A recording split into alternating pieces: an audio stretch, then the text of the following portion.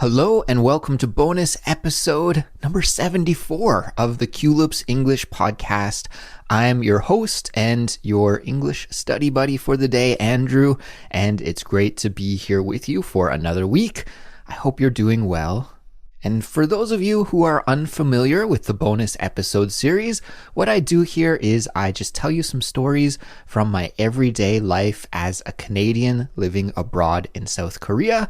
And the goal here is that by listening to these stories, you will be able to improve your knowledge of English vocabulary, your knowledge of the culture of English speakers, and also, of course, improve your English fluency.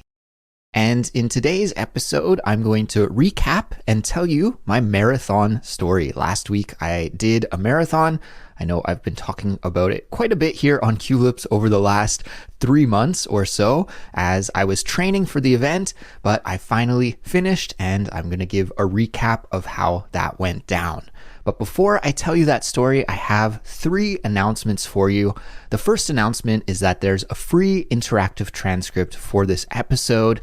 It's a great learning tool. You can follow along with the transcript while you listen to the episode and also use it for pronunciation or shadowing practice. It's just really amazing. Trust me, check it out. You'll love it. To get it, just follow the link that's in the description for this episode. Now, the next announcement is about Culips membership. Culips is 100% supported by our member community, and without our members, we wouldn't be able to keep making free audio lessons and free transcripts like the one that we give away for each bonus episode each and every week. If you'd like to support the work we do, then please sign up and become a member on our website, culips.com. Because when you're a member, you'll get so many awesome benefits and bonuses. To name just a few, you'll get full access to our study guide library. You'll get to listen and learn with our Fluency Files series, which is, of course, exclusive to Culips members. You'll get ad-free and announcement-free audio for all of our regular episodes, plus invitations to our monthly member live streams, and you'll get to join the member-only channel on our Discord. And of course, because we want to give as much back to our member community as we possibly can, we also allow our members to be the first people to be able to participate in any new experiments or features that we're testing out. So for example, right now we have many of our Culips members who are participating in a weekly live conversation class at no extra charge, just because they were Culips members already. So take advantage of these amazing opportunities for improving your English with us and support the work we do at the same time by becoming a Culips member today. The link to sign up is in the description for this episode. All right, and finally, announcement number 3 is about the Culips member live stream event, which is happening very soon on October 31st at 8:30 p.m. Korean Standard Time. Alina, our Discord moderator, and I are hosting it, and we're going to be playing a trivia game that will test your knowledge of our October episodes.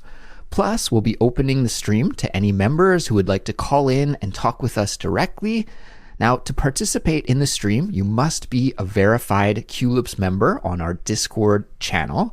And that means that if you are a member out there, but you haven't filled out the Google form yet to become a verified member on the Discord, then you're going to need to do that. I'll put the link in the description for this episode. And of course, if you're having any problems becoming a verified member on the Discord channel, then just send a DM to me or send a DM to Alina, and we'll make sure to help you get sorted out. And yeah, I'm really looking forward to this live stream. Hope to see many members participate on October the 31st, 8:30 p.m. Korean Standard Time. See you there. And now it's time for the main event, everyone. The story that I'm going to share with you this week, as I mentioned a little earlier, is about the marathon that I completed last Saturday with my friend Jimmy. So I hope you'll enjoy listening to this story. Let's get started with it now. Here we go.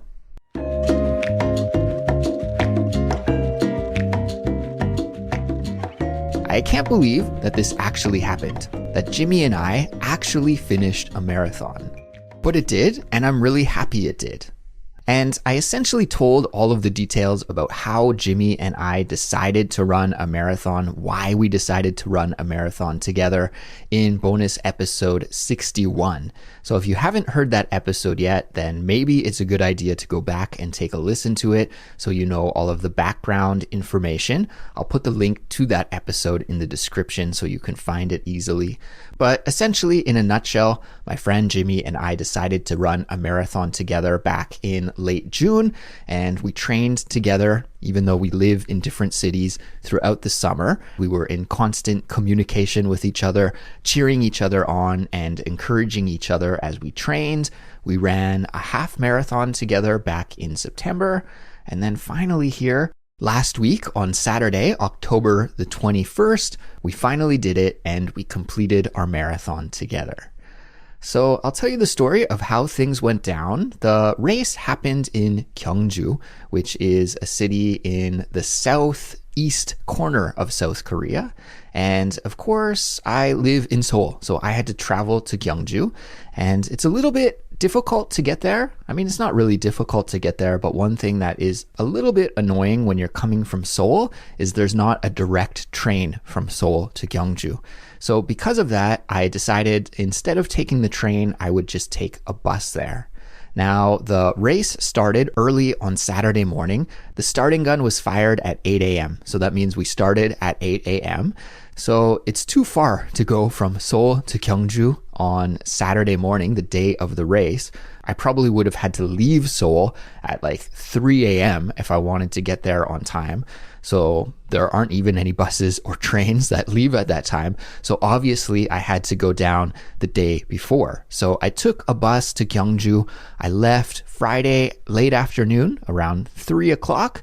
And I guess that was a bad time to go because I got stuck in traffic. So many people leaving Seoul on a Friday afternoon. And it took almost about 5 hours to get from Seoul to Gyeongju on the bus. And there were many runners with me on the bus. It was kind of funny.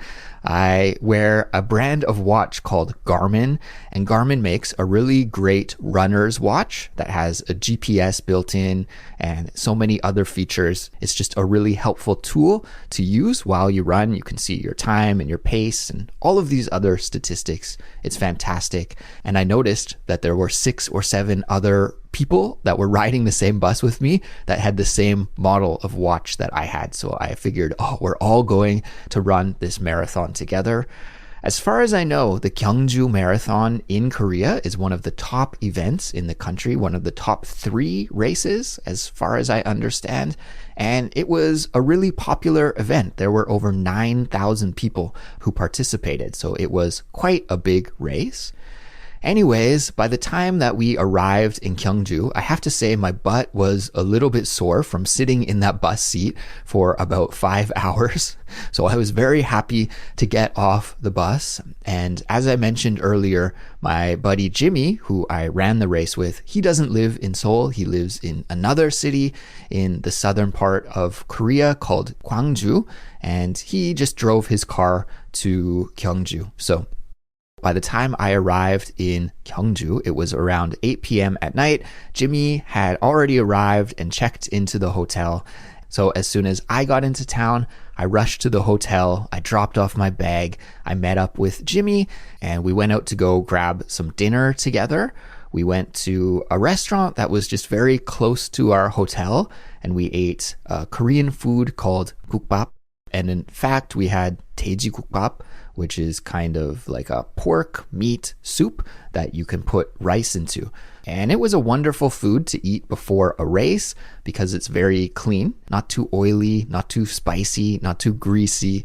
But at the same time, it has a lot of carbohydrates because you eat it with the rice. And I have to be honest, I don't know too much about sports nutrition, but many of the expert runners that I follow on Instagram and YouTube, they all talk about this thing called carb loading that you're supposed to do before running a marathon. And that's where you eat a lot of clean carbohydrates so that your muscles are ready and prepared for the race. Clean carbs, like a bowl of rice, is a great food to eat for this carb loading technique. So anyways, we ate our 돼지국밥. It was very good. And then we went back to our hotel and we were lights out and in bed by about 10:30 at night. And even though we both went to bed early, I don't think either of us slept very well. Of course, first of all, we were really excited and a little bit nervous for the upcoming race. But then also, you never really know with hotel rooms, right? Is it going to be a good hotel with a comfortable bed and a good sleeping environment or not? And at least for me, this hotel wasn't great for me. There was a lot of ambient light in the hotel room. And Jimmy said that this didn't bother him at all, but I'm super sensitive to ambient light. And what I mean by ambient light is like the little lights that are on like the box for the TV, that say that it's powered off. There's like a little red light. And the thermostat, which is the controller that goes on the wall so you can adjust the temperature of the heating or the air conditioner, that also had some of these little lights inside. But the end result was that the room was really bright and that bothered me.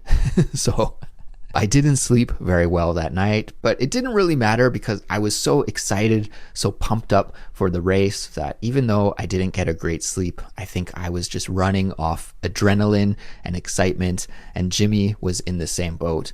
Jimmy got up a little bit earlier than I did. I think he was up and getting ready probably at about 4:45 in the morning. I got up at 5:30, just a little bit later, to get ready for the race. Now, Jimmy was super prepared for this race, which made things really easy for me. He brought a big cooler of food with him. He brought his own coffee press, his own coffee beans.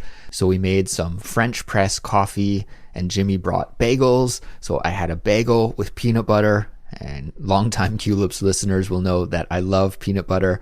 So it was the perfect breakfast for me. I also ate a piece of Korean style bread called patbang. And that is like a red bean bread. And that was awesome as well. So I was still carb loading even in the morning, eating all of these carbohydrates for breakfast.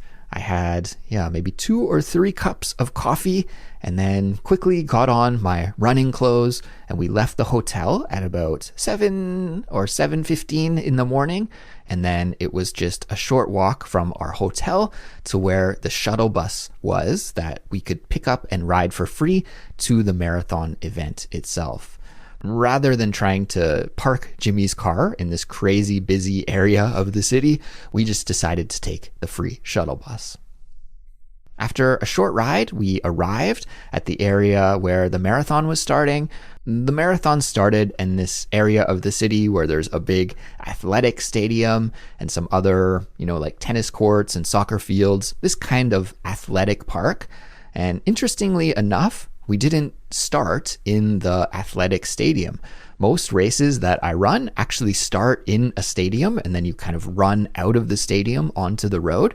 But for whatever reason, even though there's this big track and amazing athletic stadium in Gyeongju, we didn't touch it. We ran beside it, but not inside it. Anyways, that doesn't matter. We arrived at the starting grounds and it was just a great overall atmosphere. There were thousands of people there. Like I said, about 9,000 participants and just a really great vibe at the start of the race. We got blessed by the weather gods because there was nice, clear weather. It was very windy and chilly in the morning, but the sun was out. There wasn't a cloud in the sky. And I knew that pretty soon it would heat up and it looked like it was actually going to be a pretty warm day. So although it was chilly at the start, I wasn't really worried about the weather at all. And, when it is a little bit chilly early in the morning like that, the best way to warm yourself up is just to get your body moving. So that's what Jimmy and I decided to do. We did some warm-up laps, just running really slowly in this special area of the park that they had set up for doing some warm-ups. And I did that still while I had my tracksuit on, so I made sure to get my body temperature up. And when I felt warmed up, then I did some light stretching, which is something I usually never ever do before I run because I'm just kind of lazy like that. I know it's a bad habit, but I saw all the other runners doing some stretching and I saw Jimmy doing some stretching. So I thought I should do some stretching as well. So I did some light stretching, and then I took my tracksuit off and I put it in my bag, and then I checked my bag. There was an area set up where some of the staff from the marathon event would take your bag and watch it while you ran, which was very, very convenient because obviously I didn't have a car with me and there weren't any lockers or anything like that. So it was fantastic that they had the bag check set up. So I checked my bag, and then it was pretty much time to head to the start line. So of course, when you have 9,000 people participating in an event like this, the start line is very, very crowded, but it was a staggered start. So there were different distances of events happening. The first group of runners that were allowed to start were the elite athletes. So there were many professional runners from various countries that had come. This was an international marathon event. So it was kind of cool to see all these really elite, super fast runners all up at the start. And they were allowed to go about 5 minutes before everybody else. And of course, there's no way that we were going to catch up with them, right? These are people, I think the winner of the race in the end finished in about 2 hours and 9 minutes. So yeah, that is like a very elite time for a marathon. So when those professional runners took off, then yeah, they were gone. And the only time I ever saw them again is when there was a turnaround part in the race and they were coming back towards us as we were still having to go to the turnaround spot. So yeah, the elite runners left first, and then it was our turn as full marathon runners. Then behind us were the half marathon runners, then the 10K runners, and then the 5K runners.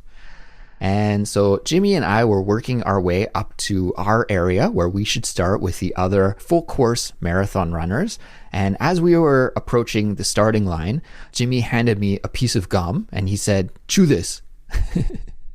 And a little background information on Jimmy. Compared to me, he's more interested in the nutrition side of things, and he knows a lot more about the kind of nutrition and supplements that you should take while you're running. So things like energy gels and sodium tablets, caffeine tablets, all of these things he knows more about, and he prepared and brought a lot of them with him. So I just kind of put this gum in my mouth and started chewing without really thinking about it, just being like, okay, I thought it was almost like an energy gel or something. I didn't think it would just be a regular piece of gum, but it was just a regular piece of gum. So suddenly, with like 10 seconds before the race starts, I'm chewing this gum and I'm like, I actually don't want to be chewing this gum right now. Like once the gun goes off and we start running, then I'm going to choke on this gum or something. So as soon as I put it in my mouth and I started chewing it, I was like, this was a bad idea. Why did I do this? So I had a decision to make about what to do with the gum, right? I could spit it out, which I quickly ruled out because I'm in the middle of this huge human sea with all of these other runners beside me. And I didn't want to be the guy that just like spits his gum out on the floor in this area because some other runner would just immediately step in the gum and then you'd have this gum attached to your shoe right from the start of a race. So I didn't want to do that. I also didn't want to swallow the gum because that seemed like a really bad thing to put in my stomach at the start of a race, is a piece of gum. So I decided to just kind of keep it in the side of my mouth until we started running. And then once we passed the start line and we started going and there was a little bit of distance, then maybe I could find a garbage can or just spit it out to the side of the race, in a bush or something. So the gun went off, we started the race, I've got this gum in my mouth, and we're off, and the sea of runners broke up a little bit. I had some space, and as I passed a sewage drain on the side of the road, then I just tossed the gum into the sewage drain so it would be out of the way and nobody would step in my gum.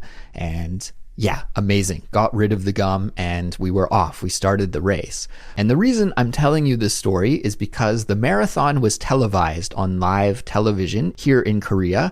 And after we finished the race, Jimmy and I went back and found the YouTube video of the live television broadcast, and we saw ourselves on the broadcast at the start line. And the little bit of time that I am on the TV is that exact moment where I'm spitting the gum out into my hand and throwing it into the storm drain on the side of the road. So my brief moment of fame where I was on the TV, I didn't actually look very good. I was just spitting this gum out. So lesson learned, don't accept a piece of gum right before you start a marathon. I think that was my first and last time doing that.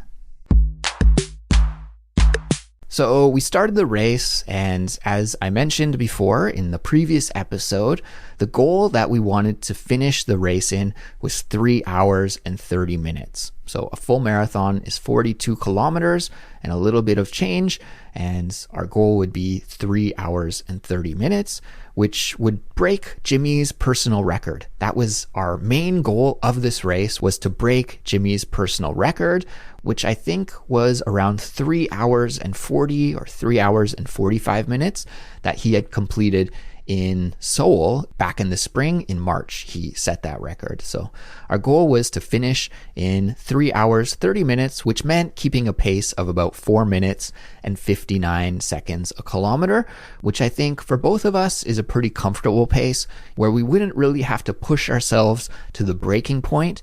And it's not really fast on a kilometer to kilometer basis, but keeping that pace for the full time can be difficult because it is a long race and it is a long run. And I have to say that the course itself was extremely beautiful. Well, afterwards, when I was watching the replay of it, the TV announcers called the race a museum-like marathon because the course went by a lot of important historical areas in the region. The city of Gyeongju itself was the capital of the ancient Shilla dynasty way back when, hundreds of years ago in Korean history. And it was awesome because we were able to run by some of the huge royal tombs that are in the city. And actually, when I was doing a little bit of research into Gyeongju before I visited there, I learned a new English word. And it's always exciting as a native speaker when you learn a new word in your own language. There are these huge royal burial mounds in Gyeongju, and they are called tumuli. And the singular word of that is tumulus. So pretty cool. I learned some new words, and there are many tumuli in Gyeongju that we ran by. We also ran by this ancient astronomical observatory. In fact, some archaeologists say that it might be even the oldest surviving astronomical observatory, at least in Asia and perhaps even the world. It was built in the 7th century and it's called Cheomseongdae. So that was really cool to run by that as well.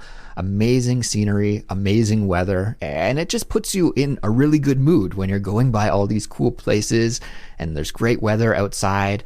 You're surrounded by other runners as well. It was really just a positive running environment to be in, and the kilometers just flew by. Before you knew it, we were at the 32K mark with only 10 kilometers to go. And at that point, I was feeling so good. I was joking around with Jimmy the whole time. We were ahead of schedule. We were going faster than we had to hit our goal of 3 hours and 30 minutes. And I was talking with Jimmy and joking that I think I can do 60 kilometers today. I was just feeling really good, and we only had 10 kilometers to go, so it seemed like we were going to be able to hit our goal without any problems. And Jimmy also looked really good too. He was running strong. When I looked over at him to see how he was doing, he looked good. His breathing was good. But at that point, he did start to say that his hamstring in his leg, one of the muscles in your leg, was starting to feel a little bit sore. And I know that when you're running in a long race like this, you can start to get some negative emotions in your head, and it can be really easy to go from feeling great to feeling terrible. So I was trying my best just to coach him a little bit and just to fight through the pain and like, don't worry about it. Tell your legs to shut up. We'll be finished this race before you know it. You're doing great. So I was trying my best to keep things positive so that we could keep to our goal and finish the race in time. And yeah, we only had 10 kilometers left to go. We were over 75% of the way there, so things were looking good.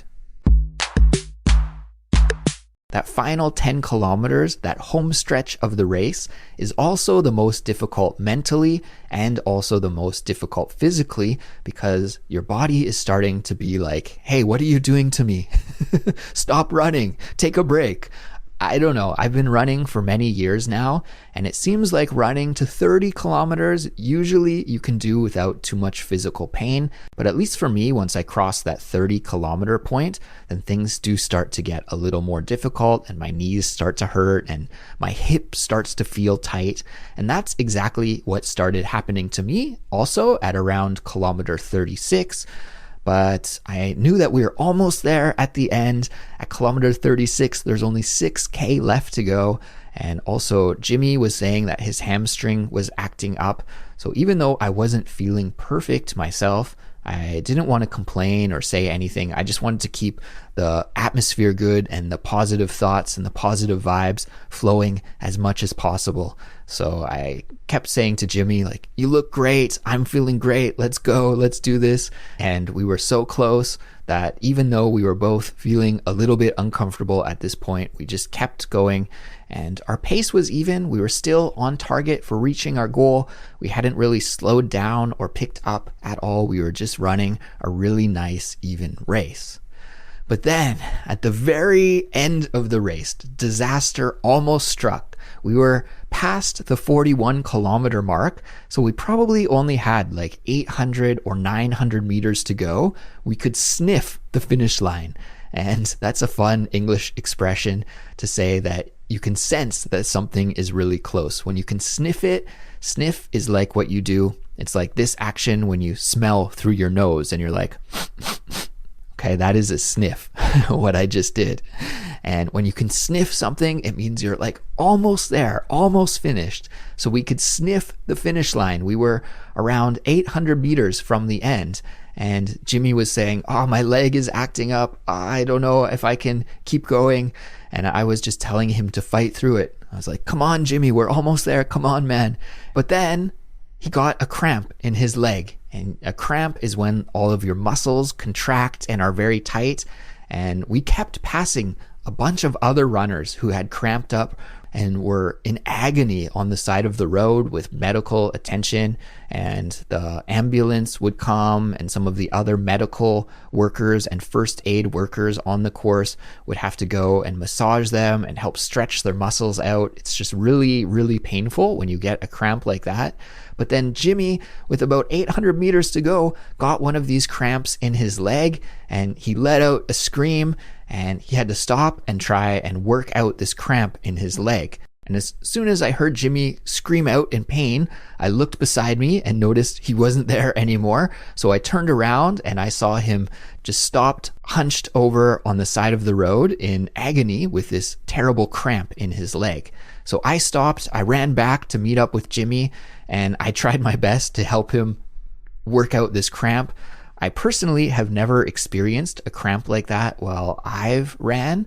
I've had cramps in my stomach. Sometimes I get a cramp in my stomach when running, but never in a muscle like that. So I didn't know really what to do to help him out. But I did remember one time I was running with another friend, and that friend got a really bad cramp in his leg while we were running. And that friend yelled at me like, punch my cramp, and try and work the tension out of the muscle. So I did the same thing to Jimmy. I don't know if this is a good thing or not to do, but I just bent over and started punching his leg where the cramp was.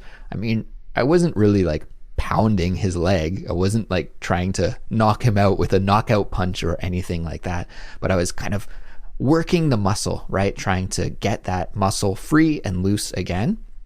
And I don't know if the punching helped or hurt, but thankfully, after only about 25 seconds, Jimmy was good to go again. The cramp had let up and he was back and running after only, taking a break for like 20 or 30 seconds.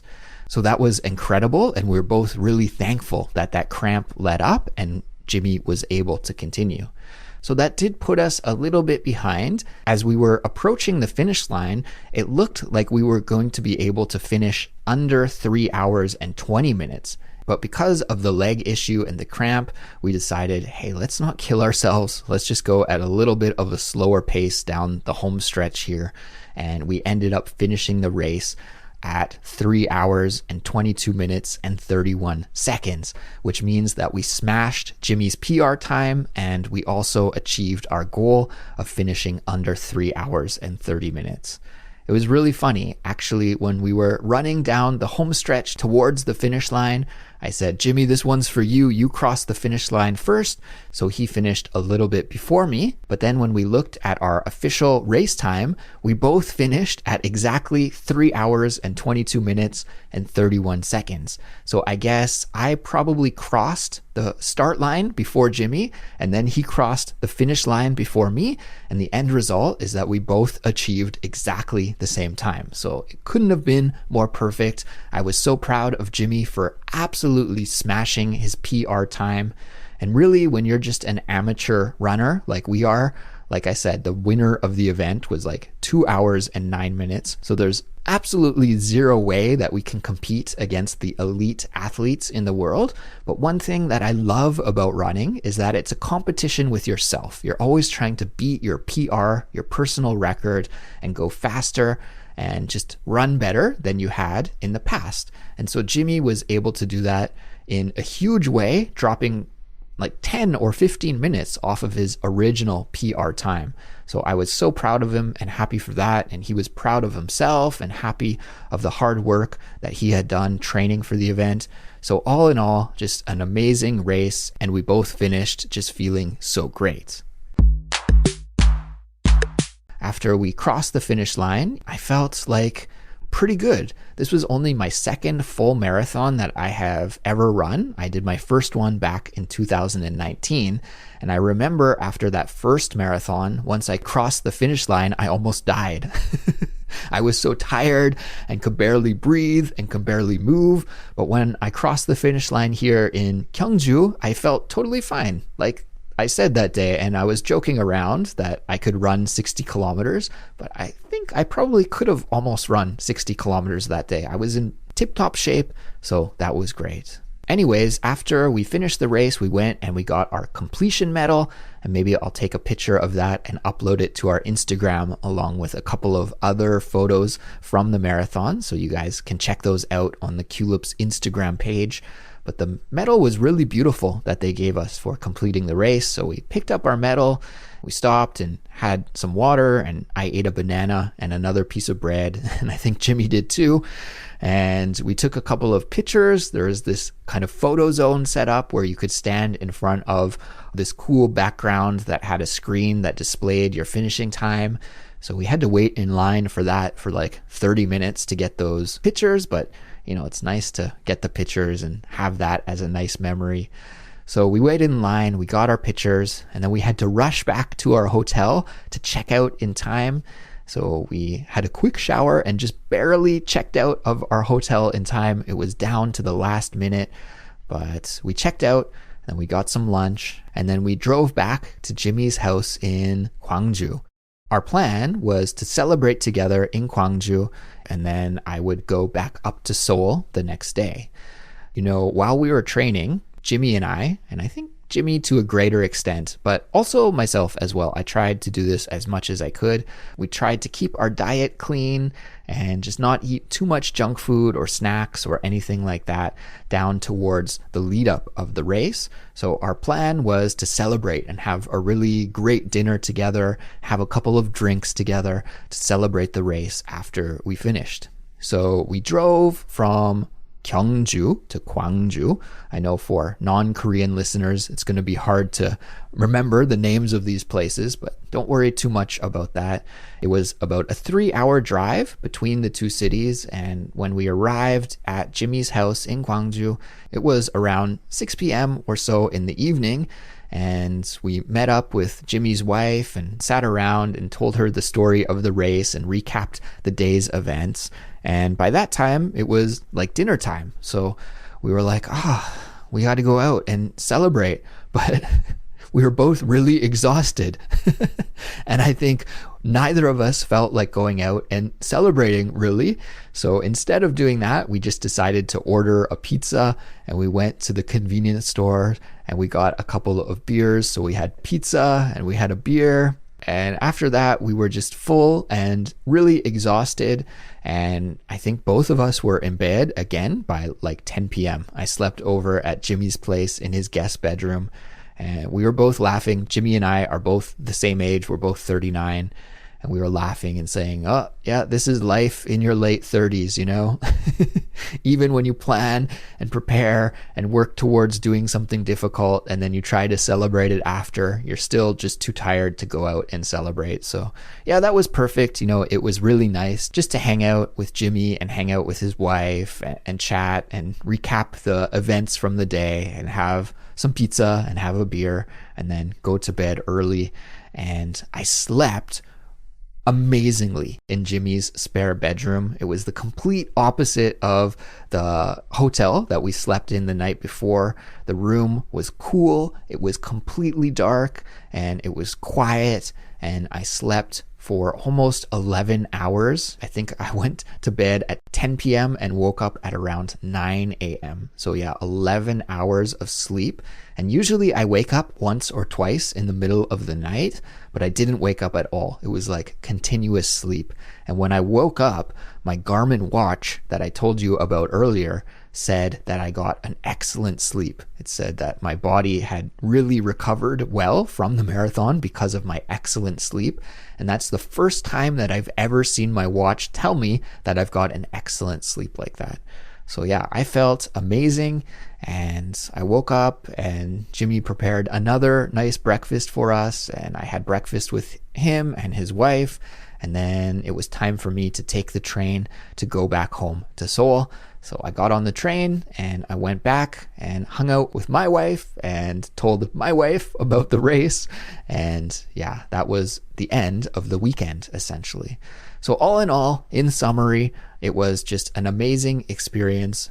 But it's not over yet, because Jimmy and I have signed up for the Seoul Marathon, which will be happening at the end of March next year, 2024. And that's where I'm going to attempt to break my personal record. This race in Gyeongju was really for Jimmy and for breaking his personal record, but now I have to break my PR. And so the next challenge awaits. You know, there's this expression in Korean, in the Korean language, and I think many of you listeners know that I study Korean. And if I were to translate the expression into English, it's like, after one mountain, there's another mountain. And I really feel like I've passed over one of these mountains, but now there's another mountain behind it. So now, really, essentially, the real training for me begins, because I'm going to try and break my own PR in March at the Seoul Marathon. And my goal is to run a sub 3. Runners call finishing a marathon in under 3 hours a sub 3. And my record right now is 3 hours and 7 minutes. So I have to cut 7 minutes off of my marathon time. I think I can do it if I stay focused in my training, and especially in the little things that are difficult to do. It's those little things that make the difference. Going outside and running is easy to do because I love it. I just enjoy being outside and running. It's always awesome. But it's the little things that aren't so fun to do that will take me to the next level. Being disciplined in my stretching, being disciplined in my diet, doing some cross training like weightlifting or cycling, being disciplined with my sleep, being disciplined with doing some difficult runs like running uphill or doing interval training. I have to do all of those things that are not as fun and things that I don't really like to do, because those things are the difference makers. And I think if I can stay disciplined with doing them, then I'll hit my goal. And I think there's a lesson here for language learning as well, for learning English as well. Because we can be passive with learning English. You could just throw on an episode of Culips and listen to it while you're doing the dishes or walking your dog. And don't get me wrong, that's a super helpful thing to do. I think, in fact, it's one of the best things that you can do to improve your English fluency. But if you're really serious about hitting the next level If you're serious about hitting your own English PR, so to speak, then we have to be disciplined and do those little things that maybe aren't as easy or aren't as fun as just listening to a Culips episode. We have to be productive with our language. We have to actually use it to communicate with others through writing or through speaking. We have to dig into new content that's challenging for us, and we have to learn new vocabulary and expressions and see how they're used by English speakers. We have to do shadowing and pronunciation practice in a controlled way. And just like with running, when we're learning English, we also have to take care of our health. I think this is something that's not talked about too often in the language learning community, but it's super important as well.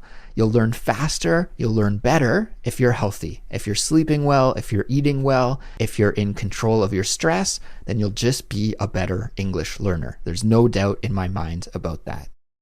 And I know all of these things are easier said than done. We all have busy lives. We all have a lot of things going on, but that doesn't make them less true. They're still true. So anyways, that was my marathon experience. All in all, it was a 10 out of 10 time, and I can't wait to do it again next year. But now the real work begins as I start to gear up for beating my own personal record. Please wish me luck. So that brings us to the end of this episode. Thank you for listening to my marathon story. I hope that you found it interesting and, more importantly, helpful for building your English fluency. And hey, if you're here all the way at the end of this episode, then you're doing so great with your English study. You're putting in the time, you're putting in the efforts, and you are an elite English learner. You know, I can see the statistics about how long people listen to Culips episodes for, and I think it follows a pattern that's similar to most kinds of content that you can find on the internet. I think every podcast, every YouTube channel, every Netflix show has a kind of similar pattern where listeners tune out over time. So maybe at the start of the episode, 100% of people are listening, but after 10 minutes, only 50% are listening. And then at the end, there's a smaller amount of people who are listening. So for you still to be listening right now at the end of the show, that means you are elite. That means that you have the endurance and the patience and the motivation to really improve your English. So I'm proud of you for that, and I want you to keep going, because that's the only way we can improve our English, everyone, is to not give up, is to stay consistent and to keep going. So great work today, and happy English studies for the week up ahead. Take care, and I'll talk to you in the next Culips episode. Bye.